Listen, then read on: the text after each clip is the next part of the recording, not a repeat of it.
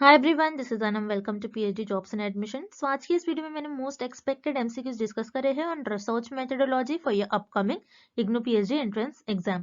सो आज की इस वीडियो में मैंने जो आपके साथ एमसीक्यू डिस्कस करे हैं जनरली आपके पीएचडी एंट्रेंस एग्जामिनेशन में पूछे ही जाते हैं और ऐसे टाइप के क्वेश्चंस आपके एग्जाम में आने के ज्यादा चांसेस है। और मैंने आज की इस वीडियो में जो एमसीक्यूज डिस्कस कराए हैं ये बहुत ज्यादा डिटेल में नहीं करा है, शॉर्ट में करा है ताकि आप आपके प्रिपरेशन पर ज्यादा टाइम स्पेंड कर सको। और मैंने हर एक क्वेश्चन में आपको ये भी बताया कि एग्जामिनर इस टाइप के क्वेश्चन पर कितने क्वेश्चन आते हैं, एग्जामिनर कैसे आपको क्वेश्चन प्रोवाइड कर सकते हैं एग्जाम में। सो आप इस वीडियो को एंड तक जरूर देख लीजिएगा। और उसी के साथ साथ मैं आपको बता दूं, कई स्टूडेंट्स के मुझे क्वेरीज मिल रहे थे कि मैम एडमिट कार्ड कब रिलीज होंगे, एडमिट कार्ड कब आएंगे। सो मैं आपको बता दूं, मैं रेगुलरली इग्नू की ऑफिशियल वेबसाइट चेक कर रही हूँ और जब भी कोई नोटिस आती है मैं आपको तुरंत इन्फॉर्म कर दूंगी वीडियो के थ्रू। तो इसीलिए अगर आपने मेरे चैनल को सब्सक्राइब नहीं करा है तो जल्दी से आप सब्सक्राइब कर लीजिएगा।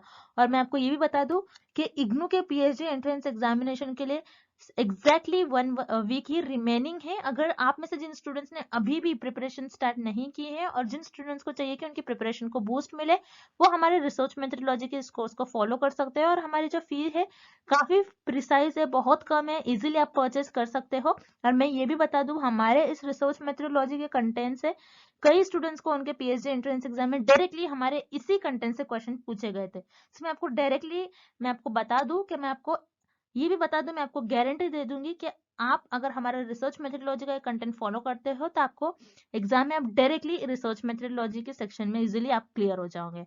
सो हमारे इस कोर्स को परचेस करने के लिए दिए गए स्क्रीन के जो नंबर आपको नजर आ रहा है इस पर आपको व्हाट्सएप के थ्रू हमें कॉन्टैक्ट करना है। और if you like my video please don't forget to subscribe my channel. हमारे इस रिसर्च मेथोडोलॉजी के कोर्स में हम आपको full syllabus video lectures, notes, 10 full syllabus mock test, 1000+ practice MCQs PDF provide करेंगे in both language, Hindi as well as in English. So हमारा जो ये रिसर्च मेथोडोलॉजी का कंटेंट है ये हमने हमारे एक्सपीरियंस के बेसिस पर और जो एक्चुअल पीएचडी एंट्रेंस एग्जाम में क्वेश्चंस पूछे जाते हैं वो सारी चीजें हमारे इस रिसर्च मेथोडोलॉजी के कंटेंट में हमने कवर करे हैं। तो आपको हमारा, अगर आप कोर्स परचेस करोगे, अगर आप हमारा कोर्स फॉलो करोगे तो आपको कुछ इस तरीके से हमारे रिसर्च मेथोडोलॉजी के कंटेंट में आपको प्रिपरेशन करना है कि आपको हमारे जो नोट्स है और जो मॉक टेस्ट को 1 वीक में कवर कर लेना है। और ये जो 1000+ एमसीक्यूज पीडीएफ है, 1000+ एमसीक्यूज पीडीएफ ये आप आपके एज अ रिविजन के तौर पर यूज कर सकते हो। आप आपके एग्जाम के 1 दिन पहले, और अगर आप आपके एग्जाम के इवन 4 to 5 आवर्स पहले भी इसको एक बार रीड कर चले जाओगे तो आप एग्जाम में इजीली क्वेश्चंस को मार्क कर आ जाओगे। तो मैं आपको गारंटी देती हूँ कि हमारे इसी रिसर्च मेथोडोलॉजी के कंटेंट से आपको एग्जाम में क्वेश्चंस पूछे जाएंगे। हमारे जो स्टूडेंट्स हैं, हमारे जो बैच के स्टूडेंट्स हैं, उन कई स्टूडेंट्स का फीडबैक है कि उनको हमारे इस रिसर्च मेथोडोलॉजी के कंटेंट से डायरेक्टली एग्जाम में 10 to 12 क्वेश्चंस पूछे गए थे। सो हमारे इस स्टडी मटेरियल को परचेस करने के लिए आपको इस नंबर पर हमें व्हाट्सएप के थ्रू कॉन्टैक्ट करना है। याद रखिए, आपको व्हाट्सएप के थ्रू ही हमें कॉन्टैक्ट करना है। और आप अगर मैसेज करते हो, मैसेज करने के विद इन 15 to 20 मिनट्स में आपको सारा स्टडी मटेरियल प्रोवाइड कर देंगे। और आप हमारे ऐप को भी डाउनलोड कर सकते हो जो कि है ग्लोबल ऑनलाइन ऐप। सो इस ऐप पर आपको 1 मंथ की वैलिडिटी मिलेगी और अगर आप ऐप पर जाते हो तो आपको डायरेक्टली वहां पर सारा कंटेंट इजिली अवेलेबल हो जाएगा। और ऐप को डाउनलोड करने के लिंक मैंने डिस्क्रिप्शन बॉक्स में प्रोवाइड कर रखी है। सो वहां से आप हमारे ऐप को एक्सेस कर सकते हो। And let's begin with the video. What are the conditions in which type 1 error occurs? इस क्वेश्चन में भी पूछ रहा है दिए गए ऑप्शंस में से कौन सा एक ऐसा ऑप्शन है अगर रिसर्चर उस ऑप्शन को परफॉर्म करते हैं और जो भी रिसर्च कर रहा है उस ऑप्शन को वो परफॉर्म करता है तो उसे हम कहेंगे कि उन्होंने टाइप 1 एरर परफॉर्म किया। सो एरर क्या होता है आपको पहले तो ये पता होना चाहिए इस क्वेश्चन को सॉल्व करने के लिए। एरर क्या होता है, जब भी रिसर्चर अपने हाइपोथेसिस को टेस्ट करते हैं तो उनसे कुछ मिस्टेक्स हो जाते हैं, उन्हें हम कहते हैं एरर। अब रिसर्च में याद रखिएगा, एग्जाम में इस टाइप के भी क्वेश्चन आते हैं कि रिसर्चर अपने रिसर्च में किस हाइपोथेसिस को टेस्ट करते हैं। तो याद रखिएगा, रिसर्चर अपने रिसर्च में सिर्फ और सिर्फ नल हाइपोथेसिस को टेस्ट करते हैं। और रिसर्चर से नल हाइपोथेसिस को टेस्ट करने में कुछ मिस्टेक्स हो जाती है, उसी को हम कहते हैं, उस मिस्टेक्स को हम कहते हैं एरर्स। और रिसर्चर से जो एरर्स होता है वो 2 टाइप का हो सकता है, टाइप 1 एंड टाइप 2। अब इस क्वेश्चन में हमें पूछ रहा है कि टाइप 1 एरर कब अकर होता है। तो इसके लिए आपको ये टेबल याद रखना है, बहुत इंपॉर्टेंट है। इसके पहले भी मैंने कई लेक्चर्स में ये टेबल आपको बताया है और इस टेबल के बेसिस पर मैंने नोट्स में इस टेबल को बहुत अच्छे से एक्सप्लेन करा है। अगर आप एक बारी नोट्स पढ़ लेते हो तो मैं अपने बैच के स्टूडेंट्स को कहूंगी कि एक बारी आप नोट्स रीड कर लीजिएगा, तो ये आपको जो टाइप 1 एरर टॉपिक है एंड टाइप 2 एरर ये एकदम आपको क्लियर हो जाएगा। जैसे कि आप टेबल में देख रहे हो, आप हमेशा और रिसर्चर जो भी रिसर्च कर रहे हैं हमेशा नल हाइपोथेसिस को टेस्ट करते हैं। अगर नल हाइपोथेसिस ट्रू है और फिर भी रिसर्चर उसको रिजेक्ट कर देते हैं तो उस केस में आपका होगा कि रिसर्चर ने टाइप 1 एरर परफॉर्म किया, और टाइप 1 एरर को अल्फा एरर भी कहते हैं, अल्फा से डिनोट किया जाता है। उसी तरीके से टाइप 2 एरर क्या होता है? टाइप 2 एरर इस केस में होगा अगर आपकी जो नल हाइपोथेसिस है वो फॉल्स है, फॉल्स होने के बावजूद आप उसको एक्सेप्ट कर ले रहे हो। अगर नल हाइपोथेसिस फॉल्स है, आपने इसको एक्सेप्ट कर लिया, तो यहाँ पर आपने टाइप 2 एरर परफॉर्म किया, और टाइप 2 एरर को बीटा एरर भी कहते हैं। सो याद रखिएगा, टाइप 1 एरर कब अकर होता है? जब आपकी नल हाइपोथेसिस ट्रू हो। नल हाइपोथेसिस ट्रू होने पर भी आपने इसको क्या कर लिया? रिजेक्ट कर लिया, तो उस केस में आपने जो एरर परफॉर्म किया वो हो जाएगा आपका टाइप 1 एरर, जिसे हम अल्फा से भी डिनोट करते हैं। सो इस क्वेश्चन का आपका राइट आंसर हो जाएगा option B, the null hypothesis get rejected even if it is true. Next, assignment of numerals to the objects to represent their attributes is known as। इस क्वेश्चन में हमें पूछ रहा है ऐसे कौन सा डेटा होता है जिसमें हम उस डेटा के जो भी कैरेक्टरिस्टिक्स होते हैं, उन पर्टिकुलर ऑब्जेक्ट की जो कैरेक्टरिस्टिक्स होते हैं उनको एक नंबर देते हैं। सो उस डेटा को हम क्या कहते हैं? सो याद रखिएगा, उस डेटा को हम कहते हैं नॉमिनल डेटा। सो रिसर्च में 4 टाइप्स के स्केल होते हैं जिसमें आपके पास डेटा होता है, जिसे हम nominal, ordinal, interval and ratio scale भी कहते हैं और नॉमिनल डेटा भी कहते हैं, यानी उस स्केल में हमारे पास कुछ ना कुछ डेटा होता है। जैसे यहाँ पर आपको इस डायग्राम में देखना है, 4 types of level of measurement होते हैं और स्केल्स ऑफ मेजरमेंट होते हैं, जिसे हम इस शॉर्ट फॉर्म से याद रखेंगे NOIR. N for nominal, O for ordinal, I for interval and R for ratio. Nominal scale क्या होती है? जिसमें आपके पास जो भी डेटा होता है आप उस डेटा को उनके कैरेक्टरिस्टिक्स के बेसिस पर डिवाइड करते हो। ऑर्डिनल में क्या होता है? आप एक डेटा को आपके एक ऑर्डर देते हो, रैंक देते हो। उसी तरीके से इंटरवल में आप ऑर्डिनल के सारे कैरेक्टरिस्टिक्स फॉलो करोगे, लेकिन इंटरवल में आपके पास जो भी डेटा होता है आप उसको एक इक्वल इंटरवल्स में अरेंज करोगे, और इंटरवल में आपका जो जीरो होता है ये आर्बिट्री होता है। And last is ratio. Ratio में इंटरवल के सारे कैरेक्टरिस्टिक्स प्रेजेंट होंगे और रेशो में जीरो का कुछ ना कुछ मीनिंग होगा। तो यही होते हैं आपके 4 लेवल ऑफ मेजरमेंट और 4 स्केल्स ऑफ मेजरमेंट, जिसे मैंने अपने लेक्चर सीरीज में डिटेल में एक्सप्लेन किया है। सो जिन स्टूडेंट्स ने लेक्चर देखा होगा उनको इजीली समझ में आ गया होगा कि लेवल ऑफ मेजरमेंट्स क्या होते हैं।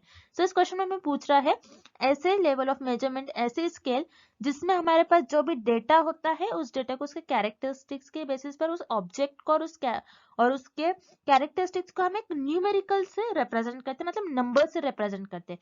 जैसे मान लीजिए मेल है एंड फीमेल है, ओके। सो यहाँ पर एक कैरेक्टरिस्टिक्स है, ये ह्यूमन बीइंग की कैरेक्टरिस्टिक्स है, कोई मेल होगा कोई फीमेल होगा।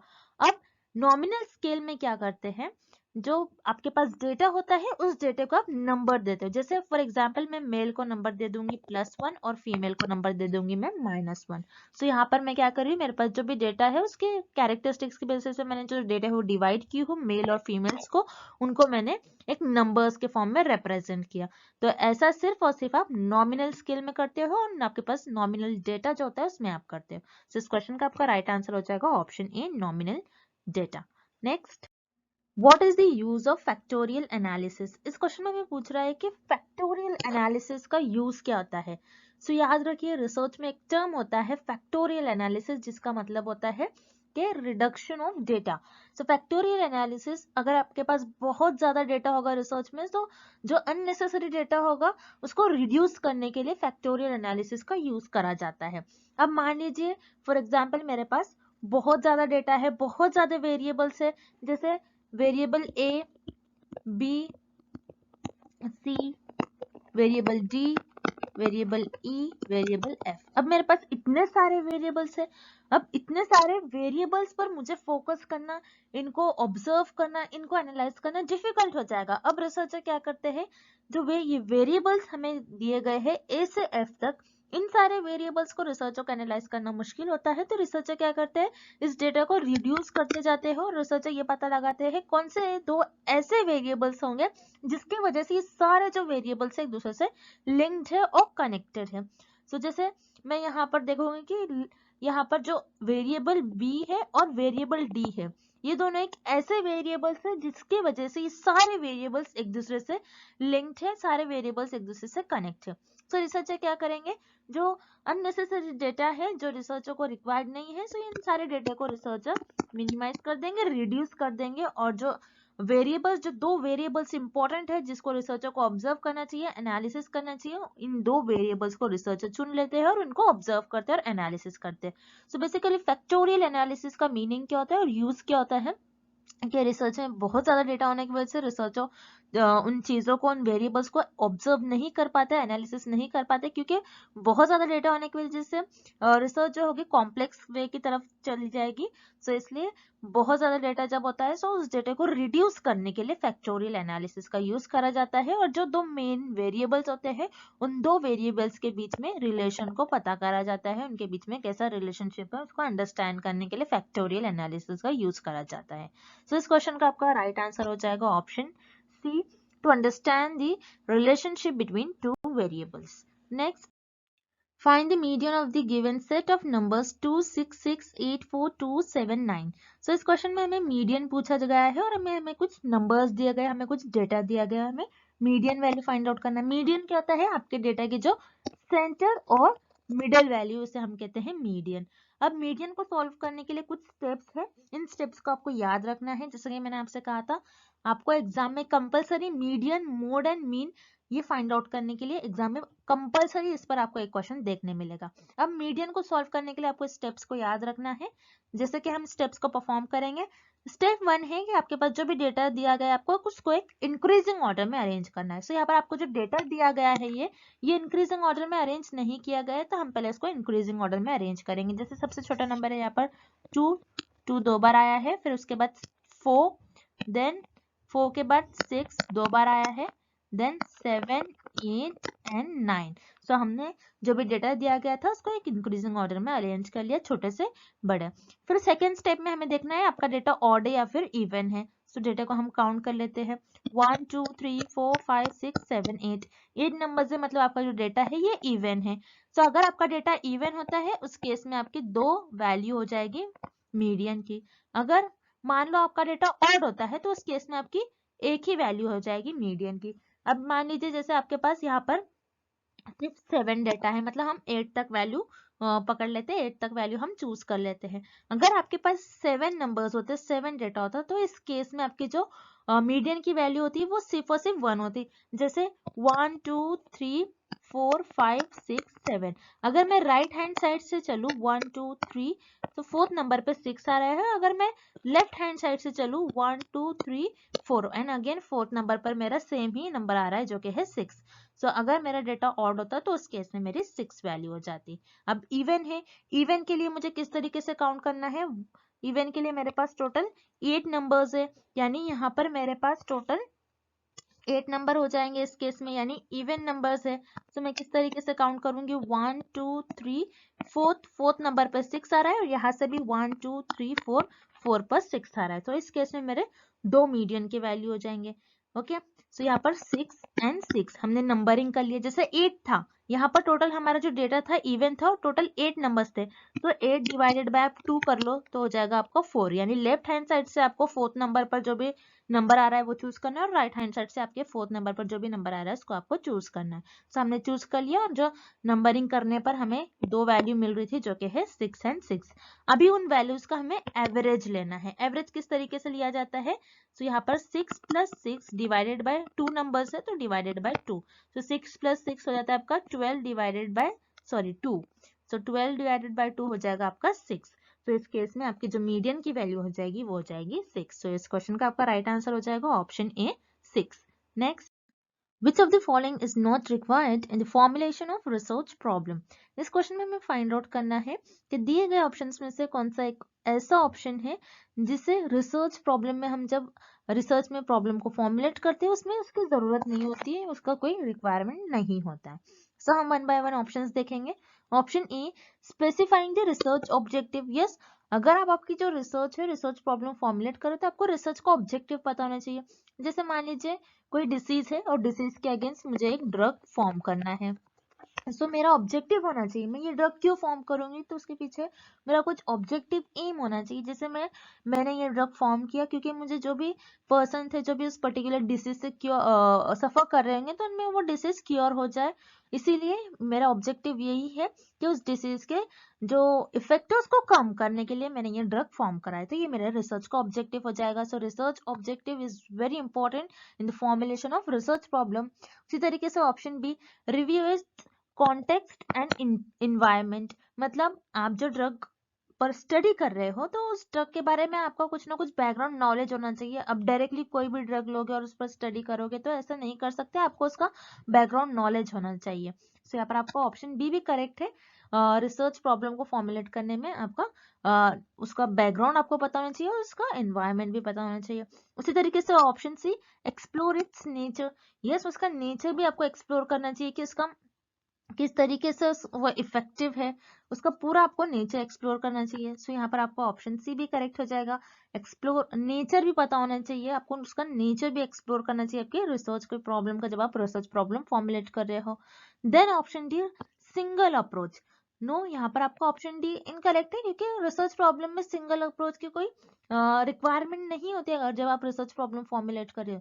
सो सिंगल अप्रोच का मीनिंग क्या है, अगर आपके जो भी रिसर्च की प्रॉब्लम है आप उसको एक ही पॉइंट ऑफ व्यू से देख रहे हो। जैसे फॉर एग्जांपल ये ड्रग है, इस ड्रग को मैं फॉर्म कर रही हूँ तो मैं एक ही पॉइंट ऑफ व्यू से देख रही हूँ कि वो डिसीज का लेवल कैसे मैं कम करूँ, नहीं लेकिन मुझे ये भी देखना होगा कि ड्रग के जो है ह्यूमन बॉडी पर और भी साइड इफेक्ट्स हो रहे या फिर नहीं हो रहे, ये भी देखना है। कौन कौन से उसके पॉजिटिव इफेक्ट होंगे, कौन से उसके नेगेटिव इफेक्ट हो सकते हैं, ये भी देखना चाहिए। सिर्फ एक ही वे से मुझे नहीं देखना चाहिए, इसको हर एक वे से हर एक एंगल से मुझे उसको अप्रोच करना चाहिए। सिर्फ सिंगल अप्रोच नहीं हो सकता, एक ही पॉइंट ऑफ व्यू से मैं नहीं देख सकती हूँ। सो यस, यहाँ पर आपका ऑप्शन डी करेक्ट हो जाएगा। सिंगल अप्रोच ये आपके रिसर्च प्रॉब्लम को फॉर्मुलेट करने में रिक्वायर्ड नहीं होता है। Next, measurement of salt tolerance in plant is a variable, which type of variable it is? सो यहाँ पर हमें एक क्वेश्चन दिया गया है, एक एग्जाम्पल दिया गया है बेसिकली, और उसे हमें पूछा गया है कि जो एग्जाम्पल हमें दिया गया है ये कौन सा वेरिएबल का एग्जाम्पल होगा। अब यहाँ पर प्लांट में सॉल्ट टॉलरेंस लेवल को मेजर किया जा रहा है कि प्लांट में कितना सॉल्ट टॉलरेंस लेवल है। सो उसको मेजर किया जा रहा है, तो यहाँ पर सॉल्ट टॉलरेंस ये एक वेरिएबल हो गया। अब ये जो वेरिएबल है कौन से टाइप का वेरिएबल है, क्या ये कोफाउंडिंग वेरिएबल है, लैटेंट वेरिएबल है या फिर मॉडरेटिंग वेरिएबल, ये हमें पता करना है। सो याद रखिए, प्लांट में सॉल्ट टॉलरेंस कितना है इसको हम बेसिकली प्रॉपर वे में मेजर नहीं कर सकते क्योंकि सॉल्ट में टॉलरेंस लेवल मेजर करना इट्स वेरी डिफिकल्ट। तो ऐसी चीजें जिसको हम डायरेक्टली मेजर नहीं कर सकते हैं, डायरेक्टली याद रखिएगा, ऐसी चीजें जिसे हम डायरेक्टली मेजर नहीं कर सकते हैं उन वेरिएबल्स को कहते हैं लेटेंट वेरिएबल। सो इस क्वेश्चन का आपका राइट आंसर हो जाएगा option B, latent variable. Latent variable ऐसे वेरिएबल होते हैं जिनको आप डायरेक्टली मेजर नहीं कर सकते हो, डायरेक्टली आप उसको आप थोड़ा बहुत उसको ऑब्जर्व तो कर सकते हो लेकिन उसको डायरेक्टली आप चीजों को मेजर नहीं कर सकते हो, तो उसे हम कहते हैं लेटेंट वेरिएबल। उसी तरीके से जो रिमेनिंग ऑप्शन उन्हें भी हम देख लेते हैं। कोफाउंडिंग वेरिएबल, कोफाउंडिंग वेरिएबल क्या होते हैं, ये भी आपके एक्सट्रेनियस वेरिएबल की तरह होते हैं जो कि आपके डिपेंडेंट वेरिएबल को अफेक्ट करते हैं और डिपेंडेंट वेरिएबल को हार्म करते हैं। और कोफाउंडिंग वेरिएबल से जो बायसनेस है ये बायसनेस को इंक्रीज करती है। सो यहाँ पर इस क्वेश्चन में हमें ऐसे रिलेटेड कुछ नहीं पूछ रहा है, सो यहाँ पर आपका ऑप्शन ए इनकरेक्ट हो जाएगा। उसी तरीके से option C, moderating variable. Moderating variable क्या होते हैं, जो कि आपके independent variable and as well as dependent variable, ये दोनों भी वेरिएबल को हार्म करते हैं, इन दोनों भी वेरिएबल को अफेक्ट करते हैं, उसे हम कहते हैं मॉडरेटिंग वेरिएबल। सो यहाँ पर क्वेश्चन में हमें इंडिपेंडेंट और डिपेंडेंट वेरिएबल से क्वेश्चन नहीं पूछा गया है, बल्कि हमें एक ऐसा वेरिएबल दिया गया है जिसको हमें मेजर करना है, जिसे हम डायरेक्टली मेजर भी नहीं कर सकते, सो उसे हम कहते हैं लेटेंट वेरिएबल, ना कि मॉडरेटिंग वेरिएबल। तो इस क्वेश्चन का आपका ऑप्शन भी करेक्ट हो जाएगा। Next, A piece of research that is conducted in a natural non-artificial setting is called. इस क्वेश्चन में हमें पूछ रहा है कि ऐसी रिसर्च जो कि एक नेचुरल सेटिंग में कंडक्ट करवाई जाती है उसे हम क्या कहते हैं. सो याद रखिए, एक ऐसी रिसर्च जो एक नेचुरल सेटिंग में कंडक्ट करवाई जाती है उसे हम कहते हैं फील्ड स्टडी. फील्ड स्टडी क्या होता है, जिसमें आप एक पर्टिकुलर फील्ड में जाकर स्टडी करते हो चीजों के बारे में. जैसे आप कोई क्रॉप्स के बारे में स्टडी कर रहे, एक कोई जोग्राफिकल एरिया है, आप उसके बारे में स्टडी करें, तो आप वहां पर एक फील्ड में जाकर आप नेचुरली उन चीजों पर स्टडी परफॉर्म करते हैं, उससे हम कहते हैं फील्ड स्टडी. याद रखिए, जब भी आपके क्वेश्चन में एक रिसर्च से रिलेटेड कुछ डेफिनेशन दी गई है जिसमें आपका नेचुरल वर्ड आ रहा है, नेचुरल सेटिंग में अगर आप परफॉर्म करते हो, तो पूरी रिसर्च में एक ऐसी स्टडी होती है जिसमें आप नेचुरल सेटिंग में स्टडी करते हो, तो उसे हम कहते हैं फील्ड स्टडी. तो इस क्वेश्चन का आपका ऑप्शन बी राइट आंसर हो जाएगा. उसी तरीके से जो रिमेनिंग ऑप्शन है उन्हें भी हम एक बार देख लेते हैं. Option A case study. Case study क्या होता है, केस स्टडी में कोई टॉपिक लेते हैं रिसर्चर्स, और जो भी रिसर्च करते हैं और 4 to 5 लोगों का ग्रुप बना लेते हैं, उस ग्रुप में उस पर्टिकुलर टॉपिक के बारे में डिस्कस होता है. अब केस स्टडी में जैसे मान लीजिए मैंने आईफोन लॉन्च करा है और आईफोन के बारे में मुझे कुछ डिस्कस करना है कि उसकी कैमरा पिक्सल कैसे इंक्रीज करा जाए, कैमरा क्वालिटी कैसी होनी चाहिए, साउंड क्वालिटी, एप्स कितनी होनी चाहिए. सो ये सारी चीजें हम डिस्कस कर रहे हैं. सो ये इमेजिनेशन के बेसिस पर जितना नॉलेज है, नॉलेज के बेसिस पर थोड़ा बहुत ये हम दे सकते हैं ओपिनियन. जो 4 to 5 लोगों का ग्रुप होता है जो डिस्कस करे, वो ओपिनियन दे सकते हैं, लेकिन वो खुद पर्टिकुलर उस फील्ड में जाकर नहीं देते. वो नेचुरली नहीं होता है, वो आर्टिफिशियल सेटिंग में करवाई जाती है. वो आर्टिफिशियल सेटिंग में उनकी इमेजिनेशन, उनकी नॉलेज के बेसिस पर दी जाती है. आप मोबाइल में जाकर तो आपने देखोगे ना कि नेचुरली कैसे हैपन हो रही है चीजें. तो यहाँ पर आपका ऑप्शन है इनकरेक्ट हो जाएगा. उसी तरीके से option C quasi experiment. So obviously quasi का मतलब होता है आर्टिफिशियल एक्सपेरिमेंट जो एक्चुअल में नहीं परफॉर्म करते, अब नेचुरली नहीं परफॉर्म करते. सो यहाँ पर आपका ऑप्शन सी भी इनकरेक्ट हो जाएगा. इस क्वेश्चन का आपका राइट आंसर हो जाएगा option B field study. Next, reasoning from general to particular is called. So इस क्वेश्चन में हमें एक रीजनिंग की डेफिनेशन दी गई है जिसमें हम एक जर्नल थ्योरी से एक पर्टिकुलर ऑब्जर्वेशन की तरफ बढ़ते हैं. सो याद रखिए, ये जो रीजनिंग है, ये रीजनिंग आपकी डिडक्शन रीजनिंग होगी. तो बेसिकली रिसर्च में दो ही टाइप की रीजनिंग होती है. एक होती है आपकी first induction and the second is deduction. तो इंडक्शन रीजनिंग क्या होती है और डिडक्शन रीजनिंग क्या होती है, हम इस डायग्राम के थ्रू समझते हैं. जैसे इंडक्शन रीजनिंग में आपको बॉटम से देखना है. इंडक्शन रीजनिंग में हम एक ऑब्जर्वेशन करते हैं, चीजों को देखते हैं और ऑब्जर्व करते हैं. ऑब्जर्व के बाद हमने जो चीजें देखी है उसका एक पैटर्न फॉलो करते हैं. देन उस पर हम हाइपोथेसिस ले डाउन करते हैं एंड देन उस हाइपोथेसिस की मदद से हम एक थ्योरी को डेवलप करते हैं. लेकिन उसी तरीके से डिडक्शन में हमारे पास क्या होती है, जर्नल थ्योरी अवेलेबल होती है. जर्नल हमारे पास थ्योरी एक अवेलेबल होती है, general point of views available होते हैं एंड जर्नल थ्योरी के बेसिस पर हम उस पर हाइपोथेसिस ले डाउन करते हैं. उस हाइपोथेसिस को हम ऑब्जर्व करते हैं एंड देन लास्ट में हम एक पर्टिकुलर ऑब्जर्वेशन बताते हैं और उस ऑब्जर्वेशन को हम कंफर्म करते हैं. सो ये होती है आपकी डिडक्शन रीजनिंग. सो याद रखिएगा, induction reasoning and deduction reasoning इस टॉपिक पर एग्जाम में कंपलसरी आपको एक क्वेश्चन पूछा ही जाता है और इस क्वेश्चन का आपका राइट आंसर हो जाएगा option C deduction. Next, Which of the following does not corresponds to characteristics of research? इस क्वेश्चन में हमें पूछ रहा है दिए गए ऑप्शंस में से कौन सा एक ऐसा ऑप्शन है जो रिसर्च के कैरेक्टरिस्टिक्स नहीं है और जिसे हम रिसर्च का कैरेक्टरिस्टिक नहीं मानेंगे. सो हम वन बाय वन ऑप्शंस देखेंगे. Option A, research is not passive.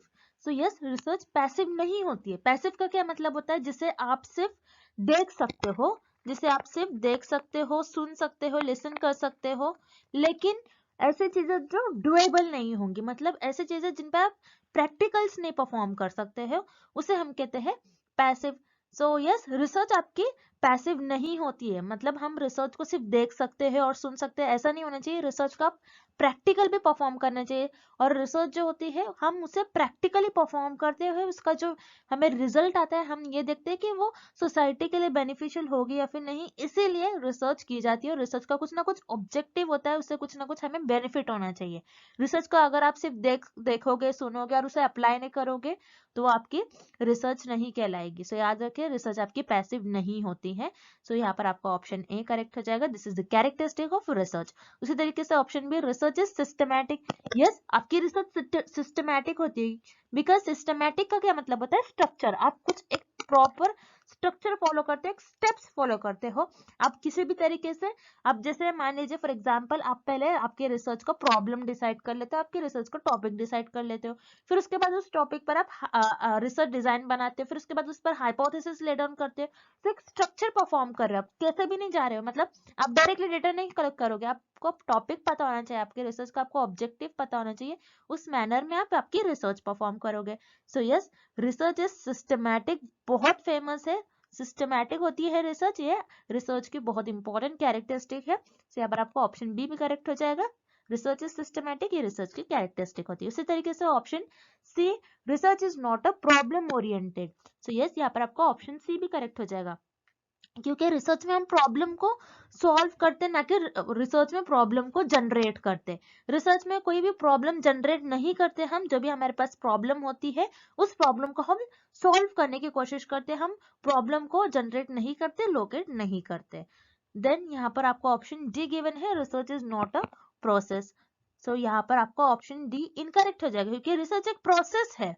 Process का मतलब क्या होता है, जैसे मैंने आपको अभी बताया, आप कुछ स्टेप्स फॉलो करते हो। जैसे रिसर्च में हम स्टेप्स फॉलो करते हैं, पहले हमारा रिसर्च प्रॉब्लम डिसाइड करते हैं, देन उसके बाद रिसर्च डिजाइन बनाते हैं कि हम किस तरीके से हम इन्वेस्टिगेशन करेंगे हमारे रिसर्च में, देन उसके बाद हाइपोथेसिस ले डाउन करते हैं, देन उस हाइपोथेसिस को टेस्ट करते हैं। सो रिसर्च जो है एक प्रोसेस है। सो यहाँ पर आपका ऑप्शन डी इनकरेक्ट दिया गया है आपको, मतलब ऑप्शन डी में बताया गया है कि ये रिसर्च का कैरेक्टरिस्टिक नहीं है, तो इसीलिए आपका जो करेक्ट ऑप्शन हो जाएगा इस क्वेश्चन का, वो हो जाएगा option D, research is not a process. Next, research is a systematic inquiry that describes, explain, predict and control the observed phenomena. Who said? So इस क्वेश्चन में हमें एक रिसर्च की डेफिनेशन दी गई है, हमें बताना है कि इस डेफिनेशन को किस साइंटिस्ट ने कहा था। सो याद रखिए, बहुत इंपॉर्टेंट क्वेश्चन है, कंपलसरी एक क्वेश्चन आपको एग्जाम में इस टॉपिक से पूछा ही जाता है कि किस डेफिनेशन को किस साइंटिस्ट ने कहा है। जैसे कि आप ये डेफिनेशन देख रहे हो, रिसर्च की डेफिनेशन, जिसमें इन्होंने बताया कि रिसर्च एक सिस्टमैटिक इंक्वायरी है। यस, यहाँ पर आप क्या स्टेप्स फॉलो करते हो, देन आप चीजों को डिस्क्राइब करते हो, एक्सप्लेन करते हो, प्रिडिक्ट करते हो। प्रिडिक्ट आपके गेसेस यूज करते हैं, आपके नॉलेज के बेसिस पर आप वेरिएबल्स को कंट्रोल करते हो। सो ये डेफिनेशन आपके अर्ल रॉबर्ट बेबी इस साइंटिस्ट ने दी थी 1998 में। सो याद रखिएगा, 1998 में अर्ल रॉबर्ट बेबी इस साइंटिस्ट ने इस डेफिनेशन को दिया था।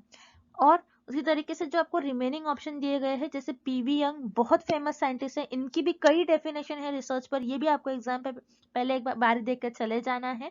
उसी तरीके से कार्ल पियर्सन भी बहुत फेमस साइंटिस्ट है, ये एक मैथमेटिशियन है, और इनका भी कार्ल पियर्सन कोएफिशिएंट भी मैंने आपको बताया था, बहुत फेमस है, उस कोएफिशिएंट पर भी एग्जाम में क्वेश्चन पूछे जाते हैं। और इस क्वेश्चन का आपका राइट आंसर हो जाएगा ऑप्शन ए, और Robert baby. And thank you for watching this video. Good luck with your preparation and see you tomorrow with another video.